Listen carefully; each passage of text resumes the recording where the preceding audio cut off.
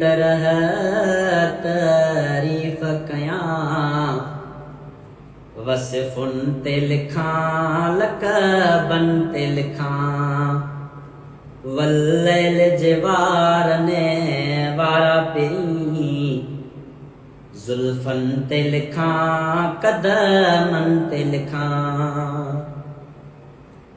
थी हुस्न जी हद काइनात ख़तम, जे पुछण लाइ अची सकिरात ख़तम। थी हुस्न जी हद काइनात ख़तम, जे पुछण लाइ अची सकिरात ख़तम। तूं जब चोरी थे रात ख़तम, लबड़न ते लिखां ॾंदेड़न ते लिखां, वल्लैल जे वारने वारा पिरी, ज़ुल्फ़न ते लिखां क़दमन ते लिखां।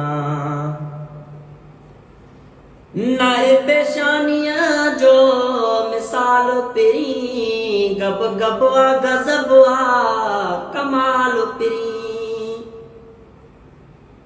तुंहिंजे मुखड़े मथां खद खाल पिरी, अबरुन ते लिखां गलेड़न ते लिखां, वल्लैल जे वारने वारा पिरी, ज़ुल्फ़न ते लिखां क़दमन ते लिखां।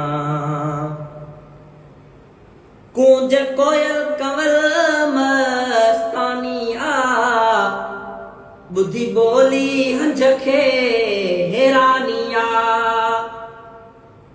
अहिड़ी तुंहिंजी बात बयानी आ, गुफ़्तन ते लिखां लफ़्ज़न ते लिखां, वल्लैल जे वारने वारा पिरी, ज़ुल्फ़न ते लिखां क़दमन ते लिखां। आंगुर जे इशारे कमर डरे, उठ यार मांखे सॾड़ा करे।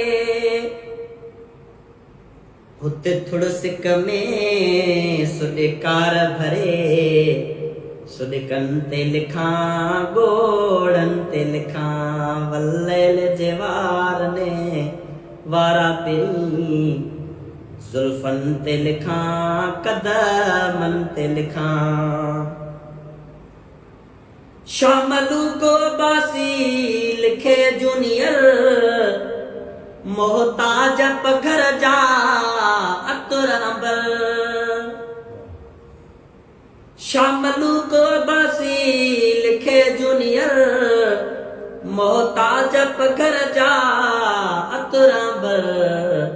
आही नूर सॼा कीअं यार बशर, जलवन ते लिखां इसे मन ते लिखां, वल्लैल जे वारने वारा पिरी, ज़ुल्फ़न ते लिखां क़दमन ते लिखां। गुल अहिड़ी तरह पिया हवा में लुॾन, को हा पियो करे को न पियो करे।